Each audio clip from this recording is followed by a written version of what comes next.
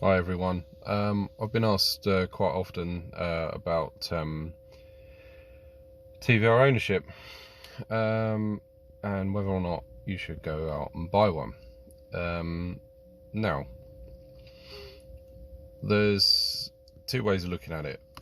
First of all, I'd say fuck yeah, but you need to be putting 350 quid away, at least. Let's say 250 at least if you're handy with a spanner anyway, at least. Away every month, because you're going to need a fund of several thousand, for any wobblies that the car may throw. Servicing costs up to 1,200 quid. So you already, let's say every year you're probably going to need to find about three and a half grand to run the car. Obviously you hope not to do that every year, but it could happen,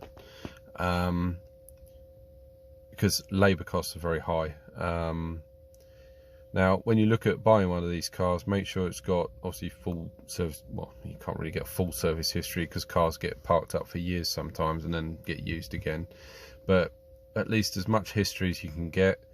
A good clean history, MOT history, HPI clear, and before you obviously buy, get it inspected. That's about 150 quid, I think.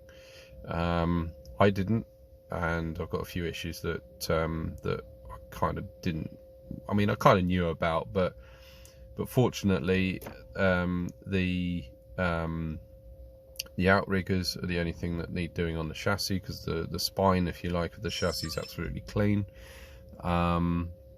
But I've had various oil leaks and other bits and pieces that I've had to look into myself, and this was partly due to the fact that some specialists are very difficult to get hold of in certain periods, because they may not either have the space or they may not just like you as a person.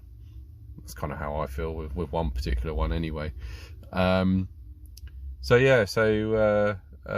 thanks for helping me out. It's stupid because anyway, that's getting personal. But anyway, so the point being is, yes, buy a TVR. They are fantastic fun. They sound great. Don't expect it to run every time that you go out in it. Kind of look at it as if it's a bit of a plaything, and you only use it on occasion. Don't expect to use it every day, even though some people do. But again, they've probably got a lot more money than I've got. So go in with your eyes open. Do not buy with your heart necessarily. As I say, I bought with my heart because my teenagehood was brought up around TVR. So if not earlier on as well, at certain points. My dad's not happy that I own a TVR. He wanted me to buy a Porsche, but you don't get the same performance at this cost. You look at a 993 turbo now, probably looking 80 to 120 grand for a 993 turbo from 1998. Now you look at a TVR Cerbera 4.5. Well, first of all, it annihilates one in a straight line at least. And it's just a much quicker car for half the price. So what do you expect? TVRs are only in a price bracket of 20 to 45,000 pounds at the moment, used. So, well, obviously used because there's no TVR really, is there? Is there, Les? Another fucking TVR joke. The new Griffith that doesn't exist since 2015. God's sake, these wankers in the tiny little piece of shit, seriously.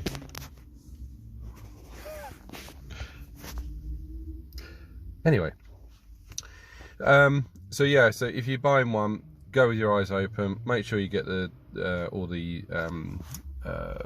relevant things done. So the checks, as I mentioned.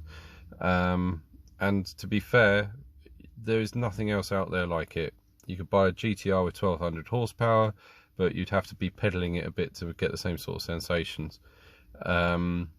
So keep that in mind, because you're at one with the TVR. If you expect to suddenly stop when someone pulls out in front of you, good luck. As long as you know cadence braking, you should be all right. If you don't, you're probably a bit buggered, because there's no ABS, there's no airbags. I mean, in the Cerbera it does have an integral roll cage, but it's not going to be as strong as, say, an FIA full, racing roll cage. But at least you've got some form of protection in a Cerbera. When you buy one, make sure obviously fuel lines are done. That's a biggie. A lot of them catch fire. Or if you do buy it, make sure you get it done imminently. There's no point in spending 25-30 grand on a car and it just go up in flames within a week. Fortunately, the guy who owned the car that I've got was fastidious in many respects. I mean, there are a few things that I thought, okay, why didn't you do that? But it's part and parcel of owning this particular type of car. So yeah, and the bits that I've got on my car, I'm absolutely enamored by. Got full ACT performance exhaust.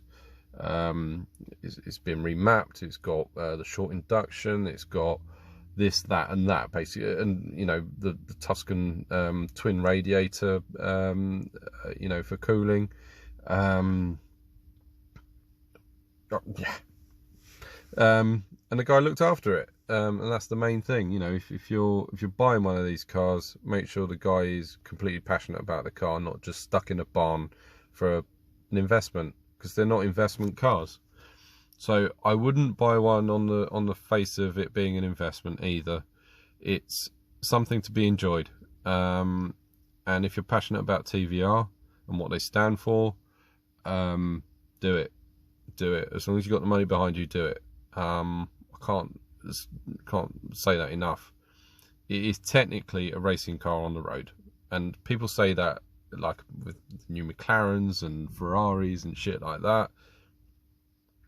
No, they're just overly inflated tartsmobiles, quite frankly. I mean, you've got traction control, ABS, you've got side impact bloody protection and side airbags and knee airbags, in case you damage your knee. Honestly, it's just like an overly inflated current vehicle. The problem with adding all of these things is it deadens you from the actual driving experience. So I would wholeheartedly say go out, buy a TVR, but be prepared that you may not be prepared for it.